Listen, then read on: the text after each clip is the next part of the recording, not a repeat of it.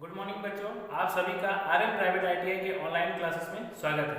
तो बच्चों, आज का टॉपिक हमारी इंजीनियरिंग ड्राइंग टॉपिक से है। तो आज का जो विषय है वो लाइंस एंड साइन और सिंबल्स, यानी कि रेखाएं व चिन्ह व संकेत के बारे में जानेंगे। कितने प्रकार की रेखाएं होती है और उन रेखाओं को क्या क्या कार्य है, उन सभी के बारे में हम लोग जानेंगे। चित्र को ड्रॉ करेंगे, ठीक है। तो चलिए शुरू करते हैं। तो हम लोग पहले जानेंगे thickness based of classification of lines, ठीक है। Thickness based of classification of lines यानी रेखाओं के मोटाई के आधार पर जिन जिन रेखाओं को हम लोग खींचेंगे उनके मोटाई के आधार पर, थिकनेस के आधार पर कितने प्रकार के लाइंस होते हैं। तो चलिए देखते हैं, ठीक है।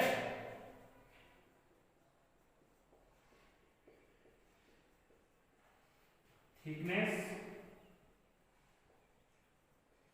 बेस्ड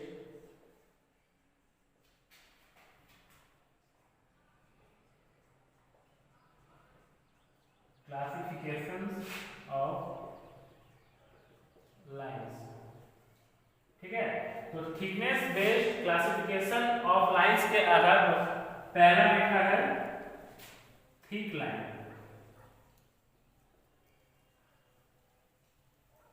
ठीक है। पहला है थिक लाइन। तो बच्चों, थिक लाइन की जो मोटाई है वो 1 mm तक 1 मिलीमीटर तक होती है, ठीक है, थिक लाइन। दूसरा है हमारा है मीडियम लाइन।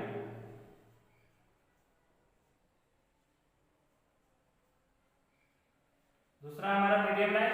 तो मीडियम लाइन की मोटाई कितनी होती है? मीडियम लाइन की मोटाई है वो 0.5 mm होती है, ठीक है। थिक लाइन की मोटाई है 1 mm, मीडियम लाइन की मोटाई है, थिकनेस है 0.5 mm। तीसरा है थिन लाइन, ये पतली रेखा।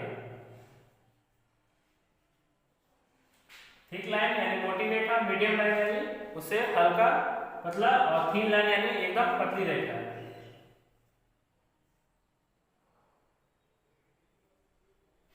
जो थिन लाइन होती है उसकी जो मोटाई होती है वो 0.5 mm से भी कम, यानी 0.3 mm तक होती है। तो thickness based classification of lines के आधार पर, यानी लाइन के मोटाई के आधार पर उसको 3 भागों में बांटा गया है। एक है थिक लाइन जो कि मोटी रेखा है, वो है 1 mm का। एक है मीडियम लाइन जो 0.5 mm का होता है, और एक है थिन लाइन जो कि पतली रेखा होती है, वो 0.3 mm का होता है, ठीक है। अब हम लोग अगले लाइन के बारे में जानेंगे, यानी शेप और structure based classification of line, ठीक है। उसके लाइंस के जो शेप होता है, आकृति होती है, उसके अनुसार कितने प्रकार के लाइन होते हैं। चलिए देखते हैं।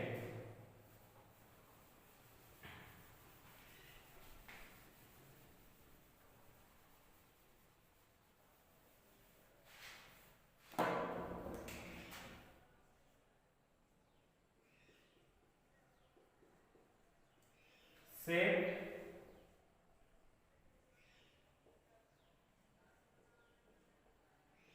स्ट्रक्चर बेस्ड, शेप और structure based classifications of lines, ठीक है। आकृति के आधार पर, स्ट्रक्चर अलग अलग आधार पर कितने प्रकार के लाइंस होते हैं, अब हम लोग जानेंगे, ठीक है।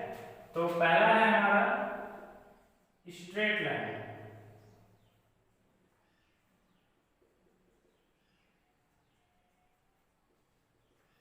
स्ट्रेट लाइन बच्चों, ये है हमारा स्ट्रेट लाइन, यानी एक ही दिशा में जाता है और इसमें बीच में किसी प्रकार का प्रतिच्छेद यानी वो डिवाइड नहीं होता, ठीक है। ये स्ट्रेट लाइन। दूसरा है हमारा हॉरिजॉन्टल लाइन।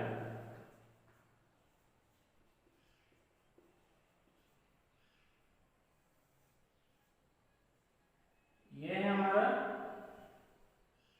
हॉरिजॉन्टल लाइन, जिसको हम लोग क्षैतिज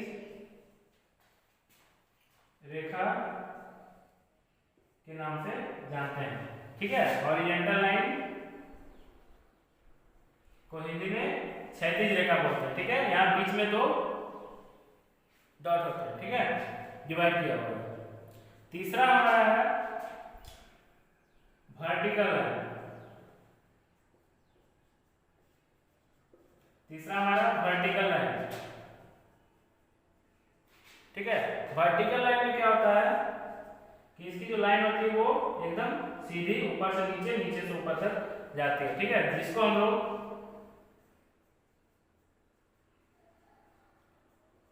ऊर्ध्वाधर रेखा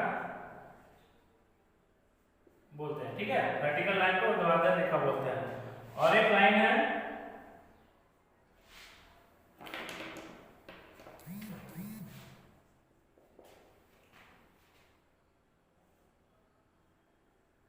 oblique line,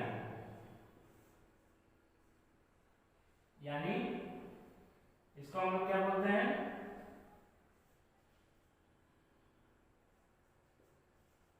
oblique line. Oblique line को हिंदी में तिर्यक रेखा यानी तिरछी रेखा भी कह सकते हैं, ठीक है। ऑब्लिक लाइन को हिंदी में हम लोग तिर्यक रेखा कहते हैं। देख सकते हैं कि ये दो तरफ से तिरछा खिंचा हुआ रहता है, ठीक है। तो शेप और structure based classification of lines के आधार पर उसको चार भाग में बांटा गया है, चार अलग अलग में। एक है स्ट्रेट लाइन, ठीक है, जो एक लगातार एक बिंदु से दूसरे बिंदु तक जाती है। एक है हॉरिजॉन्टल लाइन, जो बीच में दो प्रतिच्छेद किया हुआ रहता है, ठीक है। और एक है वर्टिकल लाइन, जो कि सीधा रहता है एकदम 90 डिग्री में पैरेलल। और एक है ऑब्लिक लाइन, जो कि तिर्यक रेखा जिसको बोलते हैं, यानी तिरछा लाइन रहता है। चलिए अब हम लोग आगे जानेंगे और कौन से लाइन होते हैं।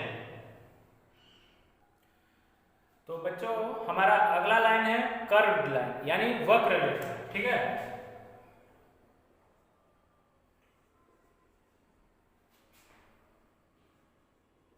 कर्व लाइन, कर्व लाइन को हिंदी में हम लोग वक्र रेखा, वक्र रेखा कहते हैं, ठीक है। कर्व लाइन कैसा होता है, देखिए कर्व लाइन इस प्रकार से वक्र रेखा खींची हुई रहती है, इसको हम लोग कर्व लाइन बोलते हैं, ठीक है। अगला है हमारा parallel line. Parallel line, parallel line को हिंदी में समांतर रेखा भी बोलते हैं, ठीक है। पैरेलल लाइन को हिंदी में समांतर रेखा बोलते हैं, यानी पैरेलल लाइन वो लाइन है जिसमें दो लाइंस आपस में एक दूसरे को स्पर्श नहीं करता है, ठीक है। जब दो लाइन खींची हुई है तो ये दो लाइन एक दूसरे को स्पर्श कहीं पर भी नहीं करेगा, तो उसको हम लोग समांतर रेखा यानी पैरेलल लाइन बोलते हैं। अगला लाइन है हमारा एक्सटेंशन लाइन।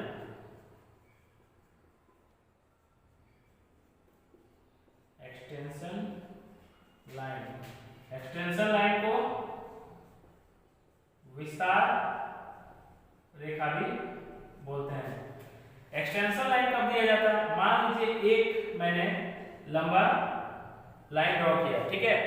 अब इस लाइन को, ये लाइन यहां से यहां तक का कितना दूरी है ये आपको नहीं पता है, तब उस जगह पे हम लोग एक लाइन से इसको इंडिकेट करते हैं कि इस जगह से इस जगह का दूरी टोटल 30 mm, इस तरह से एक्सटेंशन लाइन, यानी इसके समांतर एक लाइन और इसके समांतर एक लाइन देके यहां से यहां तक का एक लाइन खींच दिया जाता है। उससे ये जाहिर होता है कि यहां से इस बिंदु का दूरी 30 mm, तो इसको हम लोग एक्सटेंशन लाइन बोलते हैं, ठीक है।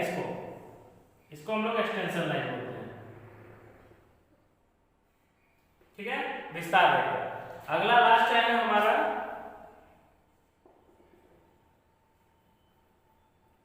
Perpendicular line.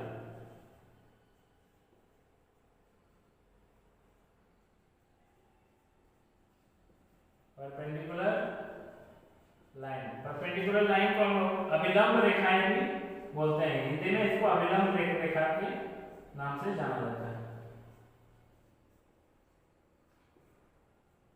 ठीक है। परपेंडिकुलर लाइन को अभिलंब रेखाएं बोलते हैं। अब ये होता कैसा है, एक जो है हॉरिजॉन्टल लाइन खींचा हुआ रहता है और एक वर्टिकल लाइन स्ट्रेट, और इसके दोनों इसके इस साइड 90 डिग्री और इसके इस साइड 90 डिग्री का कोण बना हुआ होता है, ए बी सी डी, इस प्रकार से इसको हम लोग बोलते हैं परपेंडिकुलर लाइन। ठीक है, तो आज के टॉपिक में आपने different types of line, sign और सिंबल के बारे में जाना। आप लोगों को भी ड्राइंग कॉपी में इसी तरह से लाइंस को ड्रॉ करना है और उसके नाम को दर्शाना है। ठीक है, बस इतना ही करना है और जानना है कि कौन से लाइन कैसा होता है, किस प्रकार का होता है। ठीक है, अब मिलते हैं हम लोग नेक्स्ट क्लास में अगले टॉपिक के साथ, और हमारे कमेंट बॉक्स में आप अपना नाम, रोल नंबर, सेशन ट्रेड जरूर मेंशन कर दीजिएगा। ठीक है, मिलते हैं अगले क्लास में। Thank you.